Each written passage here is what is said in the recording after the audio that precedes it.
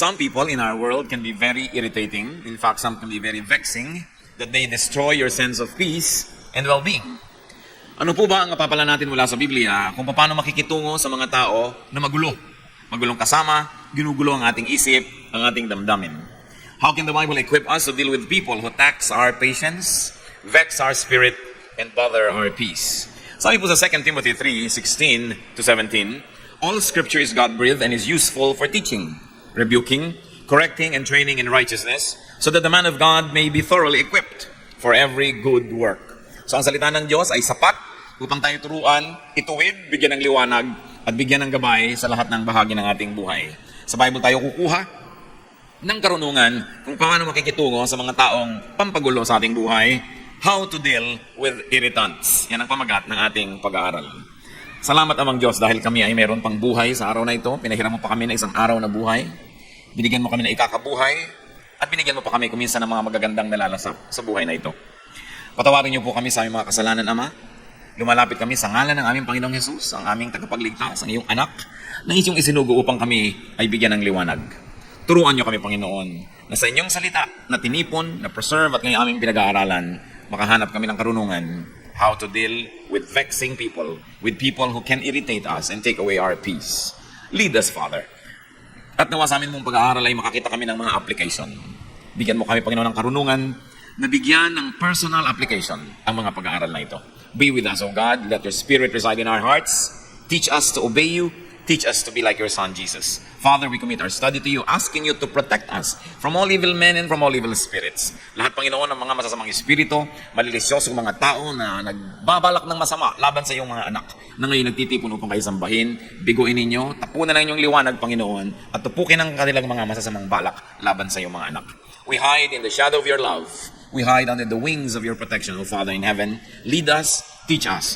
Even, Lord, we pray that you may take care of our loved ones who are not with us right now. Sila man ilalayo niyo sa mga sakuna at pagpapalain. Sa ngalan ng Panginoong Hesus, ito pong aming dalangin. Amen. How to deal with irritants. Piliin po natin kung alin sa mga puntong ito ang bagay na i-apply natin sa buhay, kung sino ang dapat na pag-applyan ito, at kung paano. How do you deal with irritating people? Yung mga tao na ang inyong tahimik na pag-isip ay ginugulo, ang inyong direksyon ay inililigaw, mga tao na pagka pumapasok sa inyong buhay ay nawawalan kayo ng saya, ng sigla, at nagkakaroon kayo ng gulo. Avoid them. Napakahalaga na iwasan ang ganitong mga tao. Proverbs 4:14 to 15. Do not set foot on the path of the wicked or walk in the way of evil men. Avoid it. Do not travel on it. Turn from it and go on your way. At kung maiko-consider po natin na something not good but something evil, yung ginagawa ng mga irritating persons, then we should avoid their evil paths. Mabuti naman at maluwag naman ang mundo at marami naman tayong choices kung paano iiwas. At kung hindi natin maiwasan ang mga taong ito physically, kung minsan ay kasama natin sa opisina, kasama natin sa bahay, we can avoid them emotionally. We can avoid them spiritually. Na kahit katabi mo na ay hindi mo patulan, huwag kang sumali sa kanyang mga topics, huwag kang sumangkot sa kanyang mga usapin, at kayo man ay makakaiwas sa ganitong mga tao. That's why it is important to stop and to study people. Hindi lang natin pinag-aaralan ng isang mapa para huwag tayo maligaw. Hindi lang natin pinag-aaralan ng direksyon ng isang gamot o kaya isang produkto na binibili natin para magamit natin sa tama. Marapat na pag-aralan ang taong nakakalapit sa atin at nilalapitan natin. We should look at how they live. We should look at how people conduct their lives and listen to what they say and listen to what people say about them. Kung minsan ay nakakapagsisi na may mga tao tayong nakikilala, nagsisi na ba kayo na may tao kayong pinapasok sa inyong buhay na dapat sana'y tahimik ang inyong buhay kung hindi lang kayo nasangkot sa taong ito? Marami pong mga tao na nakakapagsisi na sila ay nakasama sa listahan ng ating mga kakilala at nakilala nila tayo, nalaman nila kung saan tayo tatawagan, paano tayo pupuntahan, naliligalig nila ang ating buhay. Pag-aralan ang mga tao. Huwag tayong padadala sa kanilang mga kuminsan ay magagandang mga salita at kuminsan ay tama naman ang mga argumento sapagkat hindi lahat ng tamang argumento ay dadalhin tayo sa tamang direksyon ng buhay. May mga tao na mahilig makipag-away. May point sila, tama sila, pero nasaksak naman. At ikaw ay katabi, nasaksak ka rin. Binarel, nabarel ka na rin. Tama nga ang point nitong ayaw suklian ng driver ng jeepney. Nakipag-away sa halagang 50 centimos, nadamay ka rin. Tama nga ang point ni ganito, tama nga ang ganun. Pero hindi po lahat ng tamang punto worth it na ipagyaray. Do not stop at every station. Do not take every argument. Do not go into every battle. Sapagkat napakaraming dapat na magbubuting gawin sa buhay, limitado ang ating oras at panahon, at pag inubos po natin ang ating oras at panahon sa mga gerang hindi naman dapat, nawawalan tayo ng panahon para doon sa mga gerang dapat nating pagtutukan ng pansin. May mga tao are very particular. They will always find fault, they will always criticize, they will always have something to say. Don't have anything to do with these people because they're always courting disaster. Kung ang pinakamataas na puno ang siyang tinatamaan ng mga kidlat, yung mga taong mahilig magreklamo at gumawa ng gulo, ang tinatamaan ng mga bala. Kaya kailangan na hindi tayo laging sumasali sa kanilang buhay. Proverbs 20 verse 9, avoid a man who talks too much. At hindi sinasabi who talks too much lies, kahit totoo ang sinasabi ng isang tao, kahit may point, if he talks too much, sooner or later, he will make enemies. Ang isang tao lagi na lang may comment, lagi na lang may sasabihin, lagi na lang may pintas, kanino man, hindi yan magkakaroon ng maraming kaibigan, magkakaroon ng maraming kaaway. At kung siya'y kasama nyo, ang kaaway niya ay nagiging kaaway nyo rin. 2 Timothy 2:16, avoid godless chatter, because those who indulge in it will become more and more ungodly. Huwag daw na tayong sumasali sa mga hindi makadiyos sa mga usapin, kahit pa nga ang pinag-uusapan ay Diyos. Kahit pa nga ang pinag-uusapan ay theology, kahit pa nga ang pinag-uusapan ay may mga bagay na may kinalaman sa Biblia, kung ang mga nag-uusap-usap dito ay hindi naman talaga naghahanap lang ng katotohanan, kundi naghahanap ng gulo, naghahanap ng away, naghahanap ng babag, ay godless din yung chatter na yan. Tulad ng binabanggit sa Titus 3:9, which obviously is referring to religious talk. People who talk about religious issues. But avoid foolish controversies and genealogies and arguments and quarrels about the law because these are unprofitable and useless. Law na yung pinag-uusapan, law of God, law of tradition, law of custom, law of the people. Sabi, huwag kayong sumali sa lahat ng mga kahangalang mga pagtatalo. Walang mabuting idadulot sa inyo yan. Bakit po ba tayo nag-aaral ng salita ng Diyos? Di pa upang maging mapayapa ang ating buhay? Upang tayo ay magkaroon ng mga magmamahal sa atin at mamamahal? Upang tayo ay patuloy na rumunong? Hindi para maging marunong lamang at i-display ang dunong ngayon, kundi para tayo ay maging maunawain sa mga mangmang? Upang maging mapagpatawad tayo sa nagkakamali? At upang magkaroon tayo ng kagandahang asal? Maging polite tayo, that our ways may be polished, our attitudes may be corrected, and our manners impeccable, or be made impeccable? But what happens when you argue on religious grounds and reasons, but you display bad behavior? That you only quarrel and fight. Tama nga halimbawa ang yung theology, pero ang behavior nyo, disobedient naman to authority. Tama nga halimbawa ang argumento mo, ipagpalagay ng tama, pero ang pamamaraan mo, nananaksa ka ng tao sa kanyang likuran. Wala kang utang na loob sa mga nakatulong sa'yo. Nagiging rebellious ka sa mga leaders mo. What's the point na natuto ka? Rebellion was the sin of Satan. Hindi natawag si Satan na ignorant dahil marami siyang alam. Hindi siya natawag na wrong ang kanyang mga approaches at ang kanyang mga premises, pero ang paraan niya, sinusuwag niya ang Diyos. Sinusuwag niya yung dapat sana iginagalang niya. At alam niyo po, even in religious circles, there are many people natuto lang ng konti, susuwagin ang kanilang Bible study teacher. Umaattend ng Bible study, hindi naman para matuto, para i-display ang kanilang alam, ipahiya ang teacher, at pasikatin ang sarili. Umaattend ng mga churches, hindi upang magpasakop at mag-improve ang karakter, kundi upang maghanap ng babag, patunayang mas magaling siya kaysa sa preacher o sa pastor. Yan ang mga dapat na iniiwasang kausapin. Avoid foolish controversies. Hindi sapat na mayroong magandang argumento, pinag-uusapan, saan ito uuwi? Saan pupunta ang usapang ito? Magkakagulo ba ang mundo? Mag-aaway-away ang mga tao? Masisira ang mga magagandang relasyon?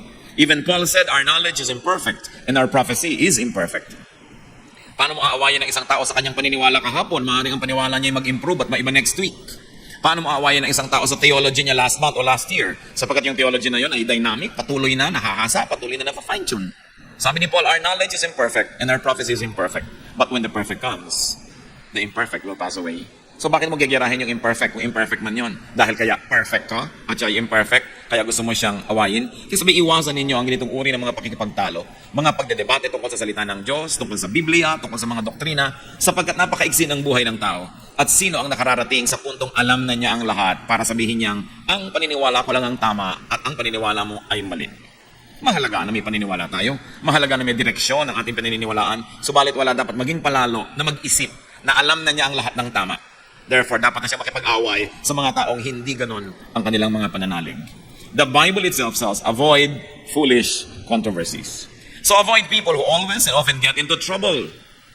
Avoid people who always get into quarrels, who are involved in many bickerings. Kaya kung minsan, nagka-girlfriend ka, nabungangera at palaaway, nadadamay ka. Inaway niya isang babae, yung boyfriend ng babae yun, inaway ka rin dahil ikaw ang boyfriend niya, gumulo ang buhay mo dahil sa babaeng ito. Kung minsan naman, tahimik na tahimik ang babae, ang naging nobyo mo ay basagulero, mahilig makipag-away, nadadamay at nadadamay ka. Proverbs 12:26, a righteous man is cautious in friendship, but the way of the wicked leads them astray. Ang taong matuwid ay maingat sa kanyang pakikipagkaibigan. Sapagkat pag tayo nagiging kaibigan ng sino man, ang ating resources ay nagiging resources niya, at kung minsan yun lang ating presence ay nagiging lakas ng loob niya para mag-isip na marami siyang kakampi. Kaya hindi agad-agad ibinibigay ang pakikipagkaibigang malalim, lalo pa nga sa mga taong mahilig, manggulo at mangaway. How else do we deal with irritants? Learn from them. Turn every disadvantage to an advantage. Having an irritant in your life can be a disadvantage, but it can also be a source of an advantage. Learn from what they do and the result of their deeds. If P then Q, if I did this, then this is the result. Matuto tayo sa mga ginagawa nila, nagiging bunga ng mga pinagagagawa nila. And learn from what they say about you. Pag meron pa mga nagsasabi ng lahat ng uri ng mga masasakit, mga di magaganda mga salita laban sa atin, ang una nating itatanong, is it true? Totoo ba ang sinasabi niya? Or is it partially true? Or is it completely true? At depende sa kalakihan ng katotohanan na yon, doon nyo lamang ibase ang inyong reaksyon. Kung totoo, pasalamat kayo at nadinig niyong muli ang totoo because the truth sets free. Because sometimes you can hear the truth about yourself from the mouth of your critics, even from the mouth of your enemies. Kasi yung mga taong nagmamahal sa atin, mga kaibigan natin ay nabulag na yan sa ating mga kapintasan, tinanggap na nila, minahal na nila tayo, so hindi na tayo matutuwid. Pero pag nakinig ka sa mga sinasabing kapintasan mo ng isang kaaway, lalo totoo, ang totoo noon ay magpasalamat ka at naaalala mo ang mga katotohanan hindi maganda tungkol sa iyong sarili, may benefit din yon. Bagamat masakit. Si David, yung kanyang commander na si Joab, siya ay kinriticize. David was criticized by his commander because David had a son, Absalom, who rebelled against him and who fought his army. At nung napatay ng army ni David, yung anak niyang si Absalom, ay pinagluksa ni David si Absalom, nagtampo ang kanyang hukbo. Sabi niya at sa lagay pala, ipinagluksa niya yung kalaban natin na naman napatay natin. So mamabutihin pa niya na tayo ang mapatay ng anak niya na lumalaban sa kanya dahil ipinagluksa. True or not, valid or not, sumama ang loob ng kanyang mga hukbo at kinriticize ni Joab ang kanyang hari na si David. That kind of criticism was valid because the point being raised by these people was valid also. So what's important? Listen, study, and observe everything. Tingnan natin, bukas ang ating mata. Sabi mo, itong kasama ko na to, saan niya ako dadalhin? Itong kaibigan ko na ito, itong groupmate ko na ito, itong aking kabarkadang ito, saan niya ako dadalhin? No? Observe anything. Matthew 24:32, now learn this lesson from the fig tree. As soon as its twigs get tender and its leaves come out, you know that summer is near. So pati mga ginagawa ng isang halaman, lumalabas ba ang dahon niya o hindi, ay dapat bantayan sapagkat yan ay maraming kahulugan at maraming relevance sa buhay ng tao.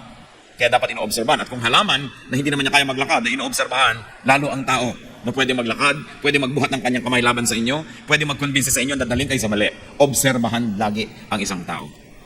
Hindi lahat ng tao na napagkatiwalaan na natin ay patuloy na dapat pagtiwalaan. Kahit sa mga organisasyon. Maraming mga tao magsisimula, malinis ang hangarin, malinis ang gawa, malinis ang pamamaraan. Subalit oras na siya ay napagkatiwalaan na, di man niya balak nung una na maging marumi, sapagkat pinagkakatiwalaan na hindi na siya naitutuwid, hindi na siya nababantayan, hindi na siya na-check, nagsisimula na siya ngayong maging marumi. At hindi natin alam na yung palang taong ito na pinagtiwalaan natin nung araw dahil malinis ang pamamaraan ay ubod na pala niya ng dumi, pero patuloy pa rin natin pinagtitiwalaan dahil sinusukat niya doon sa dati na nating nalaman noon pa na nagbago na palang matagal na at hindi na pala siya yon. Kaya pati ang pinagtitiwalaan natin ay patuloy nating nire-review kung dapat pagtiwalaan, anong degree ng pagtitiwala ang dapat. Kaya nakikita niyo kung minsan yung mga corruption sa mga opisina, corruption sa mga pamahalaan, corruption sa negosyo, corruption kahit saan. Nung una wala naman eh. Nagtiwala ka na ng tiwala sa iyong katiwala, yung pala naging katiwaldas na. Nagkatiwala ka na ng tiwala sa inyong bantay, yung naging bantay sa lakay na pala ito. Sapagkat ang tao ay pwede magbago. At ang isang nakakalungkot, pati ang Diyos nung tiningnan niya ang mundo, nung pamansimula sa Genesis, ay nalungkot siya. Sabi niya, ba't nga ba ang mga taong ito ay nalikha pa? Wala na silang alam, wala na silang inimbento, kundi mga kaguluhan at mga kasalanan at mga karumihan. Bata man at hindi nyo bantayan ng lagi. Sa unay tama ang ginagawa niyan, pero pag nalaman niya hindi nyo binabantayan at may ginagawa siyang isang kabalbalan, tapos hindi siya naitutuwid at napapalo, gagawin niya ng gagawin hanggang palala niya ng palala. Isa mang kahera na hindi ino-audit, sa unang araw ay malinis, sa pangalang araw, sa pangatlong araw, pag nakakasampung araw nila o 10 buwan na hindi ino-audit, ang dami na pala niya na ginagawang hokus-pokus, debit, credit, kupit ang nangyayari. Kaya ang mga tao, mga kapatid, lagi natin siya-check. Kahit asawa, Okay, naniwala na ako nang naniwala sa kanyang pasya dahil ang track record laging tama. Pero ito bang magiging pasya na niya na ito ay tama? Dapat ko pa rin reviewin. Hindi tayo dapat na mawalan ng pagbabantay. Because the devil prowls around like a roaring lion seeking someone to devour. Nagaantay ng pagkakataon. Tatandaan natin ang mga problema ay hindi laging nandun sa simula. Subalit sa ating pagwawalang bahala, lumalaki ang mga yon. So review, what is the effect on you of the people around you? Anong effect ng inyong kaibigan, ng inyong kabarkada, ng inyong mahal sa buhay? Proverbs 24:32, I applied my heart to what I observed and learned a lesson from what I saw. Kuminsan ang nakakalungkot. Maraming mga tao habang sila ay nasa poder ng magulang, ang dami nilang reklamo tungkol sa kanilang magulang. Hindi sila natutuwa sa ugali ng magulang nila.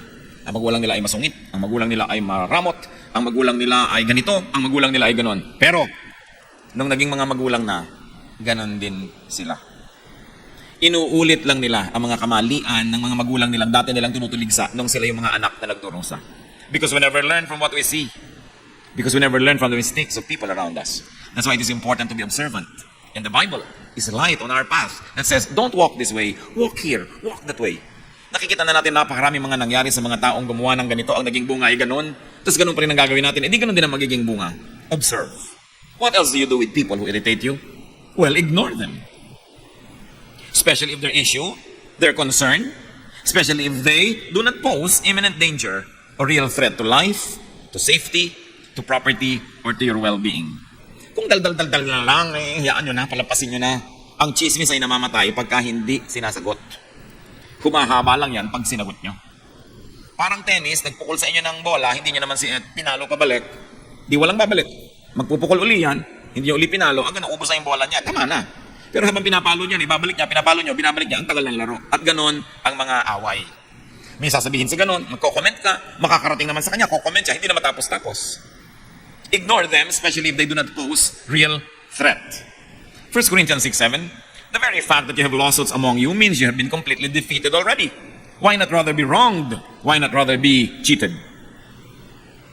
Sapagkat sinasabi ni Paul sa mga Corinthians, tiisin nyo na, pagpasensyahan nyo na, palampasin nyo na kaysa demandahan kayo ng demandahan ng mga maliliit na bagay.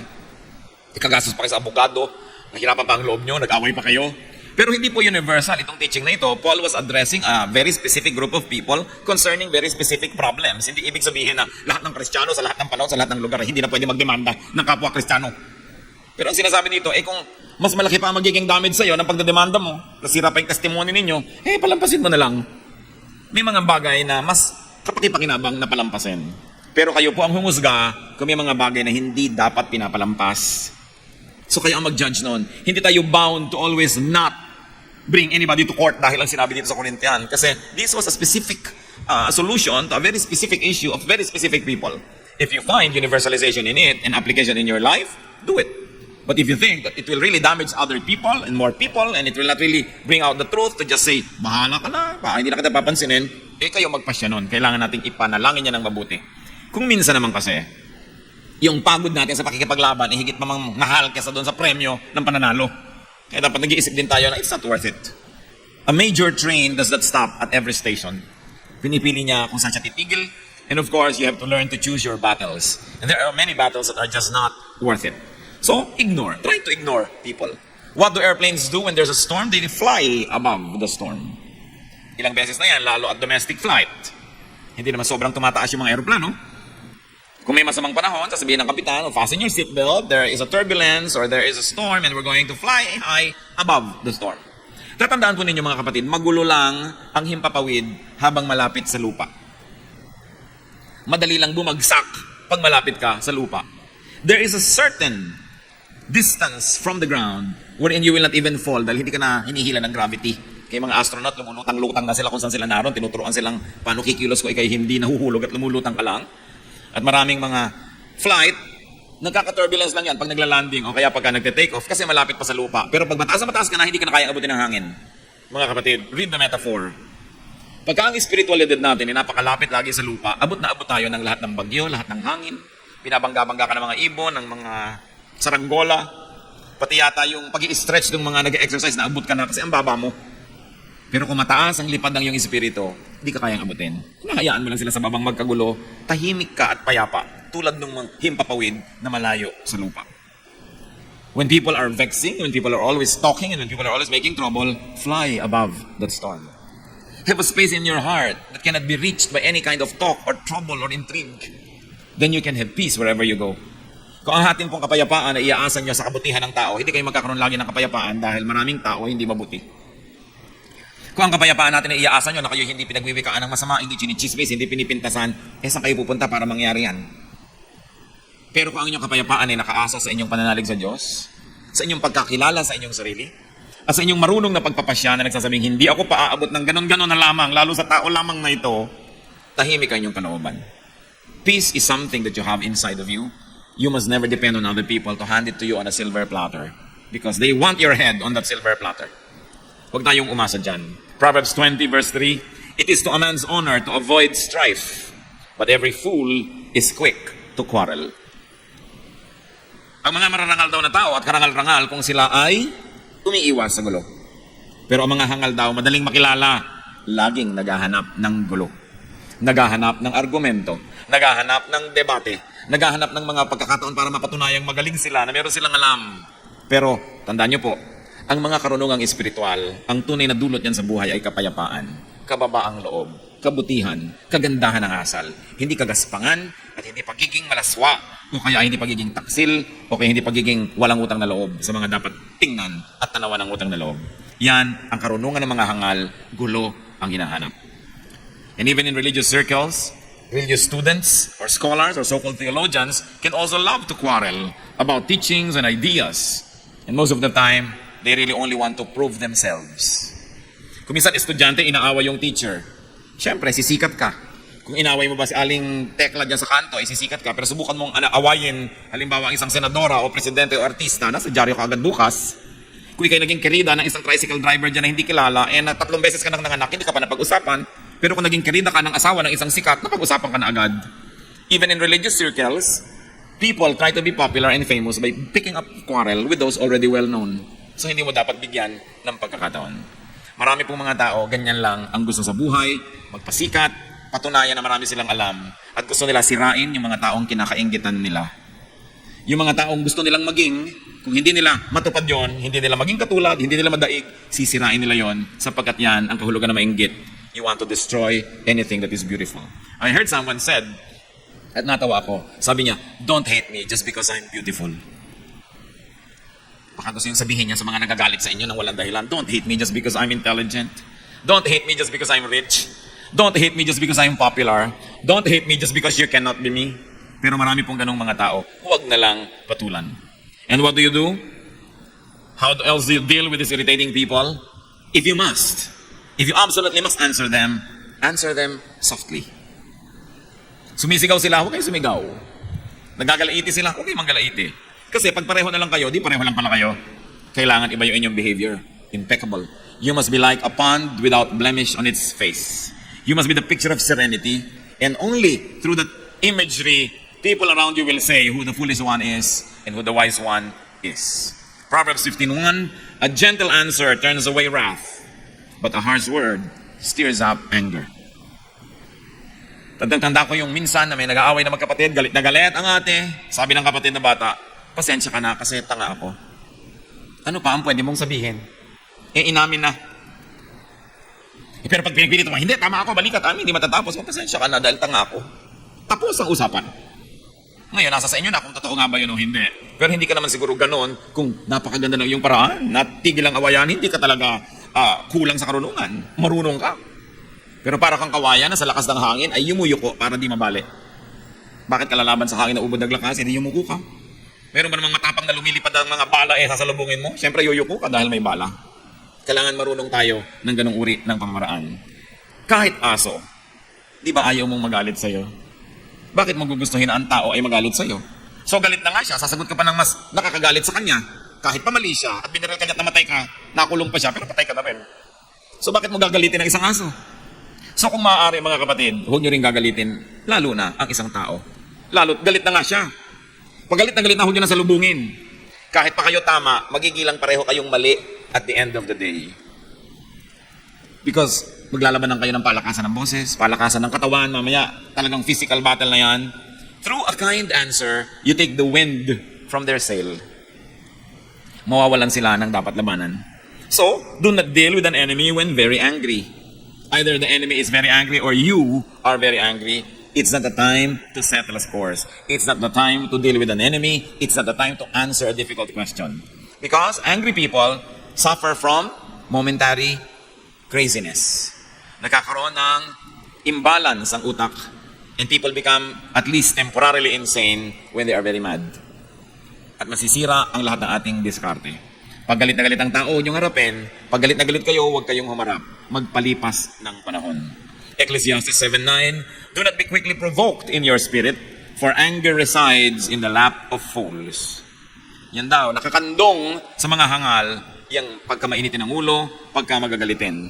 Anger resides in the lap of fools. So a wise person will not be easily provoked. Pinoprovoke ka na nga, hindi mo pa pinapatulan. Because that is a measure of your very well-polished humanity and spirituality. At kung minsan ginawang ka ng masama, dahil pinatulan mo at masama na rin ang iyong ginawa, nauna siya, nahuli ka, ang nakakalungkot nun, ikaw pa ngayon na nagsosorry. Naranasan nyo na ba yun? Ginawa kayo ng mali, pero sobrang mali ang reaksyon nyo sa maling ginawa niya, na pag tinimbang yun, mas mali na tuloy kayo, kayo pa kayo nagsosorry. Samantalang kayo yung unang nasaktan at unang ginawa ng mali. So, avoid having to say sorry by not doing anything you will be sorry for. How else do you deal with irritants? When you can and it won't cost you so much, give them what they want. Sa mga inggit na inggit ka sa buhok ko, halika! Sa'yo na itong buhok ko. Gustong-gusto mo ang ganito ko? Sa'yo na. Yun naman, kung hindi naman kayo sobrang malulugi, bigyan nyo na. Matahimik.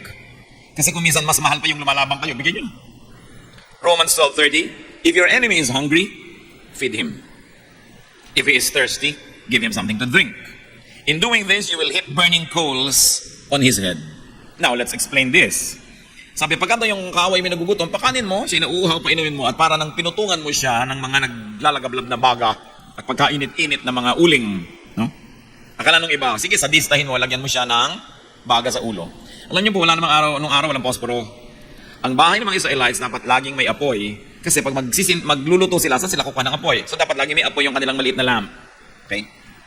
Kaya isang malaking kapintasan ng isang nanay ng tahanan na ang kanyang ilawan ay namatay dahil naubusan ng langis. Kaya ang description sa babae sa Proverbs 31, yung kahangahangang babae, her lamp does not go out at night. Diba? At saka yung sinabi yung mga foolish virgins na ubusan ng langis ang kanilang ilawan, napakalaking kapintasan. Ngayon sabi, kung ang iyong kapitbahay ay kumakatok sa'yo, nangihiram ng baga ng kalan mo, dahil yung kalan niya ay nanlamig na't namatay na, ay magluluto siya. Alam niyo naman kasing baga, hipan niyo lang yan, lagyan niyo ng mga kung ano-anong mga tuyong mga dahon-dahon, mag-aapoy na uli. Sabi, may kailangan pala siya, ibigay mo and you will heap burning coals on his head. Because people carried their baggage on their heads, no? In the olden days, and they usually would bring a broken pottery or broken jar on their head. Doon mo ngayon ilalagay yung hinihingi niyang baga, so you will heap burning coals on his head. Hindi para mainitan siya. Ang ibig sabihin nito is not to torture your enemy. Ito ay quotation kasi from Proverbs 25, verses 21 and 22. But it means, make them grateful. Okay, may kailangan siya, ibigay mo. May tatanawin siyang utang na loob sa'yo. So, sinong panalo? Di ikaw.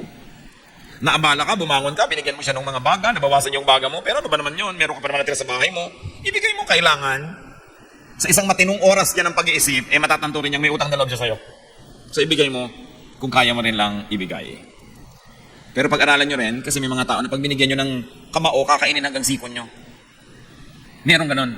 Wala, kahit sa mga itinuturo natin ng mga ganito, nasa Bible verses, hindi ibig sabihin you will apply to everybody every time. Gagamitin nyo ng utak nyo kung kailan ko ba ito i-apply. Kasi may mga tao na hindi dapat bigyan ng kahit ano dahil sasandal na sa inyo. Iaasa na ang buong buhay nila sa inyo. Minsan nyo lang tulungan ng pang-enroll isang SEM hanggang mag-PhD yan sa inyo nanghihingi. No? May mga ganong klaseng tao, sinusuri nyo yan. At pinag-uusapan natin ng general application ito sa general types of people. But very special people need special study and special treatment. How else do you deal with irritants?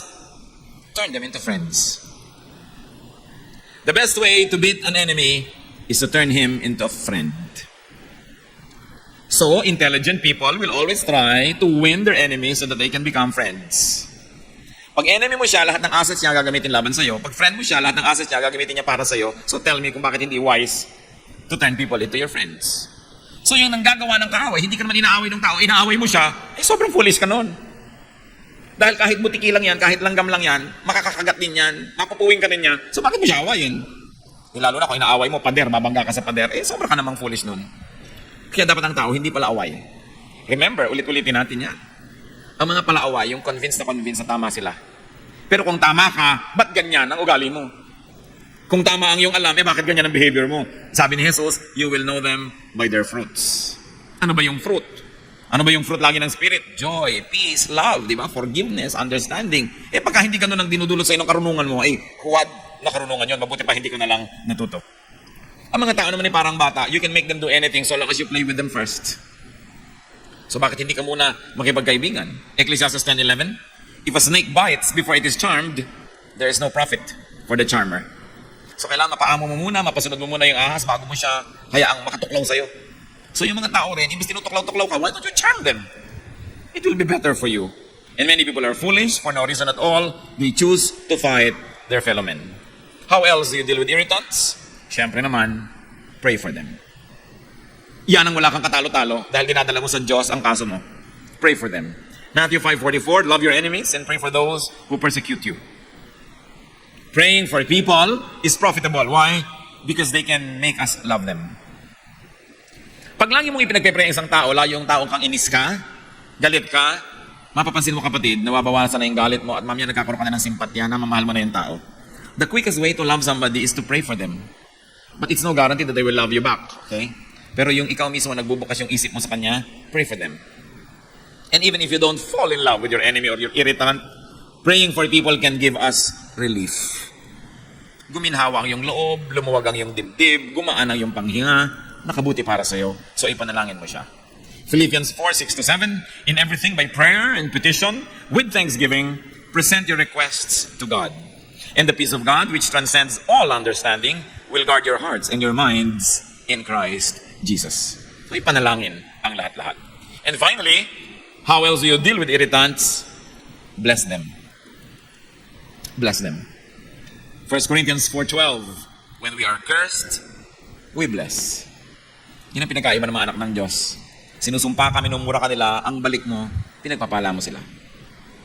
Ngayon, kung minura mo rin dahil minura ka, ba't ka palagi anak ng Diyos? Pareho lang pala kayo. So dapat, mas mabuti ang ginagawa natin, ang isinusukli natin, kaysa sa tinatanggap natin na ginagawa ng iba. Romans 12:17, do not repay anyone evil for evil.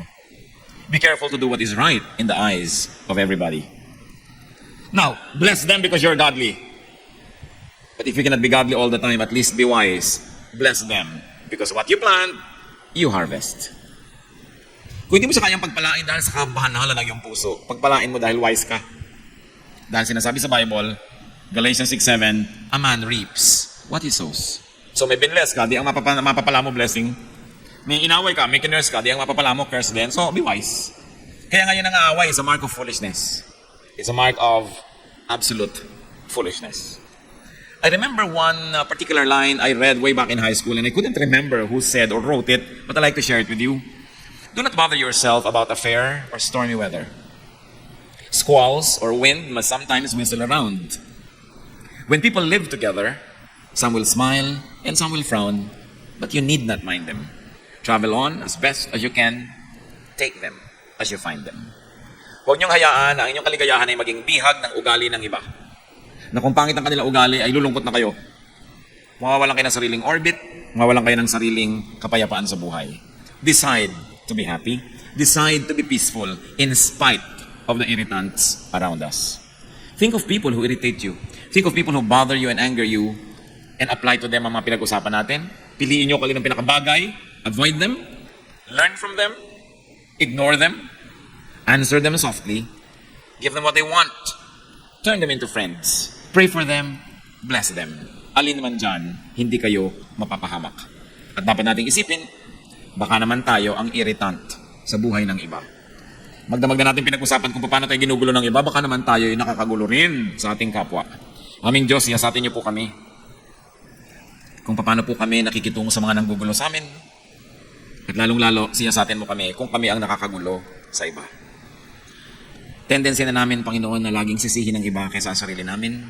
Ibunto ng lahat ng sisi sa bakura ng iba kaysa akuin namin yung mga dapat naming akuin.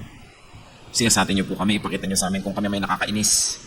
May ugali ba kami na nakakagulo, nakasira sa iba? O kaya naman, Panginoon, kung kami talaga ang laging ginugulo, ituro mo sa amin how to deal with them.